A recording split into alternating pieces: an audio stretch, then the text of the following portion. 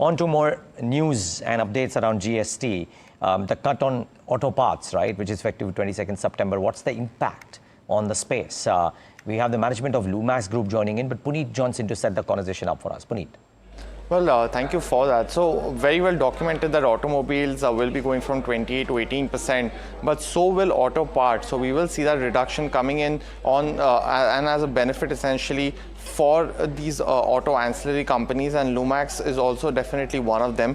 We've also seen, brokerages come out and be very voiceful in terms of their optimism towards these auto ancillary companies, especially the ones which are largely focused on the domestic market. And someone like a Motilal Oswal has said that while this will be a direct pass-through to the consumer, they will expect that the growth essentially for domestic-focused auto ancillary companies will be much higher than export ones, and that's largely because of what we're seeing in the geopolitical crisis amongst others in Europe as well as in other regions. So they do see that benefit on certain companies like that. Apart from that, we've also seen today in the morning JP Morgan upgrade the auto sector to essentially a neutral rating, and we're seeing that positive fillip come in. For Lumax specifically, almost 50 to 55% of the company's revenues comes from the passenger vehicle side, which is the key beneficiaries. They also do a lot of lighting products for electric vehicles. So those are some of the key benefits for Lumax Auto, and GST is another fillip for the same.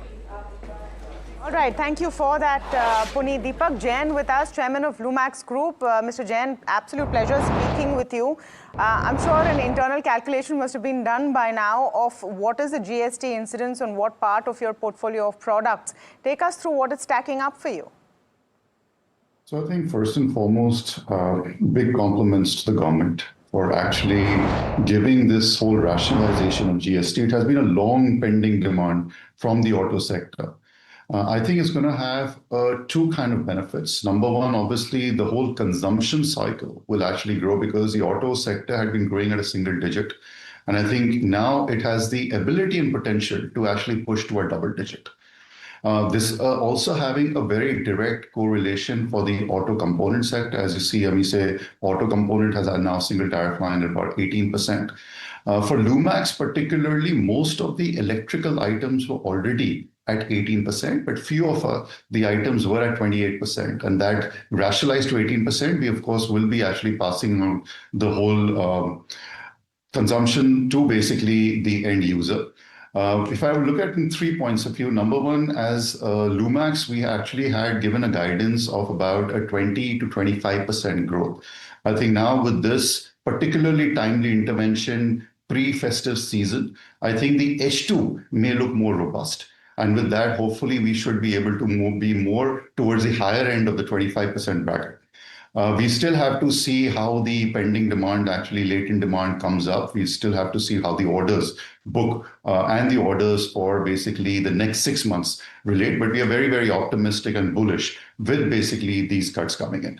Lastly, I think we also do have an aftermarket segment. And we say it contributes about 10% to the Lumax Auto. And for that, also, we see that being this rationalization, there will be obviously much more demand generation opportunity in the aftermarket itself. There had been, again, very, very muted for the last 2 years. And with this, again, intervention, we again look that there could be a boost in demand in that. So these are, I think, some factors which are playing well. Also from industry point of view, with this rationalization of rates, there is also where there will not be many litigations. There is the tariff line being very clear. So there is obviously ease of business, ease of compliance, and obviously there is a speedy recovery also coming through. Mr. Jain, just a couple of questions. On the aftermarket portion of your business, do you see a 100% pass-through of any kind of rate benefit? Yes, we will pass on 100% to basically the end. So wherever the MRP gets impacted due to basically this GST reduction, we will pass on the 100% benefit to the end customer. Okay, the other question is a slightly broader one. Your segment was also, not just particularly your company, but overall hit quite hard when tariffs on exports to the US went up. Does this mitigate some of the pain? So for us particularly, I think Puneet mentioned, we have been largely a domestic player. Our exports are not so much and not to the US market. So if tariffs really did not hit us, of course, it did hit the industry. But, the domestic consumption boost is not just a short-term measure, it's a long-term measure. I think the intent of the government is very clear to actually boost up the consumption and have inclusive growth. And I think that will augur well for the industry and particularly for the component sector. Hi, morning, Alex here. And I think a lot of your investors will take heart from the somewhat revision, I should say, of your guidance for the year and the H2 being better than you had anticipated. But having said that, I'm just curious also about the mix, right? Because a lot of people in the run-up to the GST reform were talking about electric vehicles and whether there'd be a change, but it's at 5% and there's a greater move. And as a company, you cater to people across the board.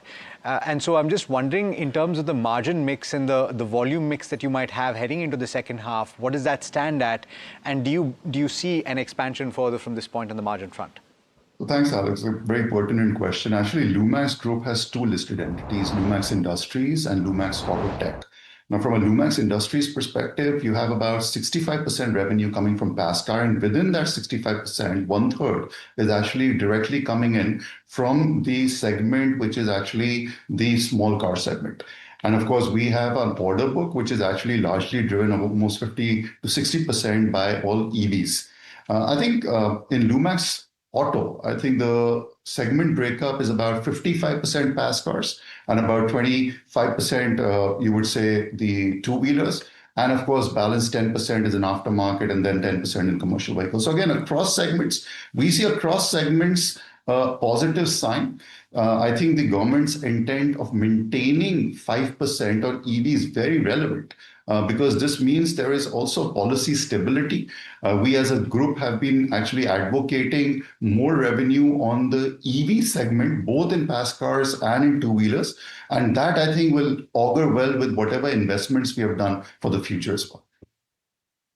Mr. Jain, Neeraj, just one question. I know the GST cuts are a pass-through. So in some sense, that is, not margin accretive otherwise. But is there an input cost benefit to your company because of the GST being cut on some of your input materials at all? Do you expect that to be margin accretive for you and the auto ank space at large over the course of the next 6, 9, 12 months? I think for us, the margin accretiveness would come in on actually the growth in demand. If there is a higher H2 revenue pull from our customers, I think that would actually help offset some of our fixed costs and actually help on our margins. If I look at from a GST cut, I think whatever margin accretive, it's actually negligible, and we will actually be passing it down the value stream and upstreaming it as well. So for us, I think it's more from a demand generation point of view, and we're very, very happy about that. And so a lot of your peers. Mr. Jain, thank you so much for taking the time, and a pleasure speaking with you as always. Wish you all the best. We've been getting you the biggest and the best voices